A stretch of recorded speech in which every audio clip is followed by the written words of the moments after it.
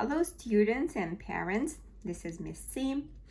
I'm trying to do this tutorial video to address a couple of issues the parents were having and were getting back to me. So this is my first tutorial video, so I hope it comes out good. Please feel free to comment on it. I will be going through some basic stuff like logging in and finding the classroom. So if you already know that stuff, just bear with me because I will be addressing a couple of assignment difficulties a little bit later. So once you log in into Classroom, you will see a screen like this. If you don't see a screen like this, you need to go into Classes.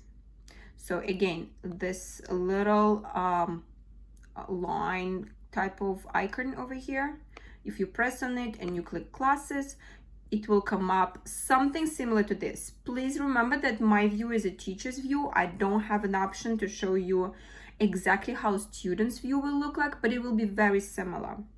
So you will see the classes that your child is enrolled in, and you're probably gonna see a lot less classes because I teach in many classes. That's why I have so many. Usually in a corner over here, you will see a class that you are invited to. So some of my students still didn't accept the invitation to my class. That's where you're gonna find it, and there will be a little tab over here that will say accept. But my class is called Svetlana Cipriano ENL class. This is what you need to accept to be in my class. Once you're in my class, you go in just by clicking and you come into the stream.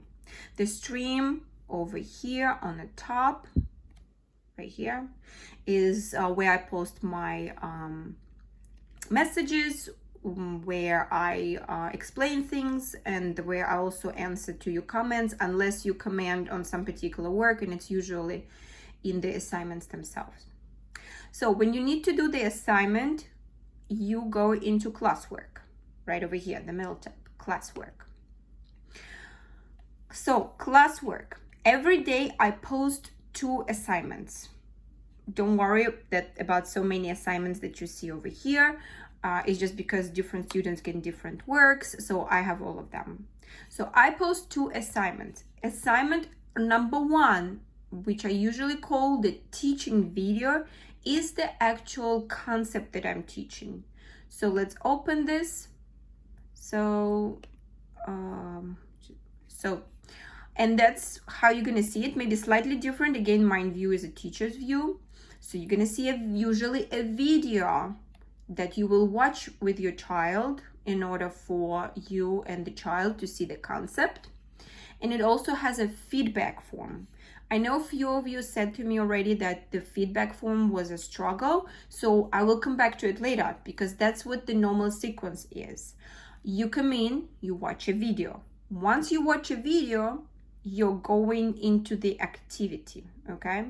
So here's the activity.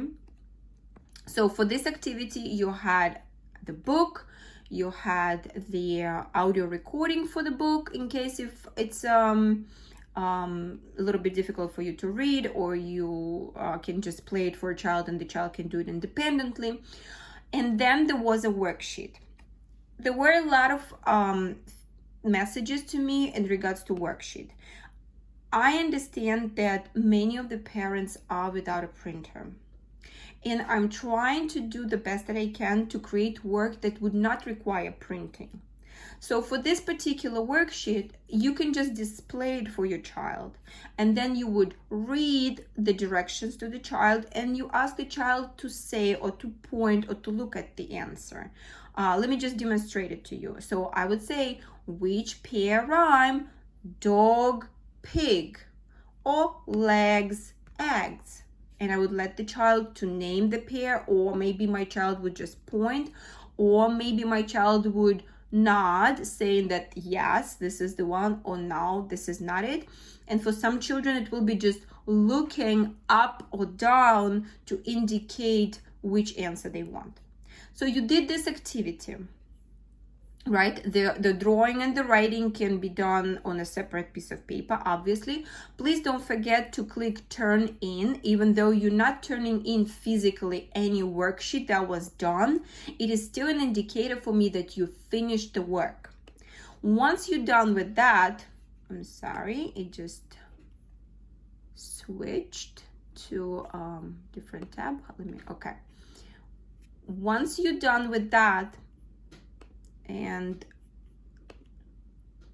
you are going back to the original assignment, that the one, the teaching video one, and here is your feedback form. So the feedback form is actually the one that I am really focusing on, because this what really tells me how the student did during the activity. And I'm accepting all your comments that you sent to me. I understand it's a learning process for all of us, but it's empirical to me to have those forms collected as students' work, because we're actually not collecting any students' work because of, you know, all these technicalities. So you open this Google Doc and the form opens up like this. So I did the activity with my child, right? He was wonderful, he listened, he looked, he completed his work. So what I'm doing is I put my cursor, I press enter, and now I can navigate here under the picture symbols. This form is for you. You don't need to show it to your child. You don't need to ask him the questions. This is for you to tell me how the activity went. So if your child listened, let's say I'll put an X over here, and then I'll navigate to the next one, and I say he listened, and then he looked, but he didn't complete his work. So I'm gonna leave it blank like this, and I'm just gonna submit it as it is.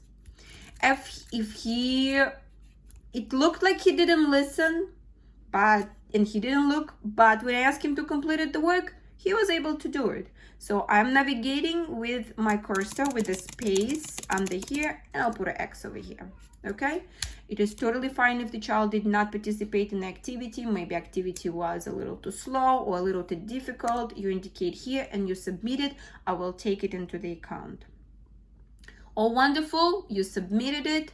That's it. So this is all that I would love to see from all of my students. This would make my future lessons much more child, student, and parent friendly. And it would give me the feedback that I need to adjust my lessons. And please don't forget, you're doing great. It's really difficult what you're doing right now. In the classroom, we have so much support. We have paraprofessionals, we have related service providers that are all trying to do different things and try in a little way here and there. You're by yourself right now. You are not a professional teacher, and you're trying to do this for your child. So you are already doing great just because you are trying to do it. And I'm here to support you as always. Please write the comments, submit the forms, do the assignments. If something you're having difficulty with, please reach out to me and I will try to address it. Maybe I'll do another tutorial video if it's necessary. Have a great day.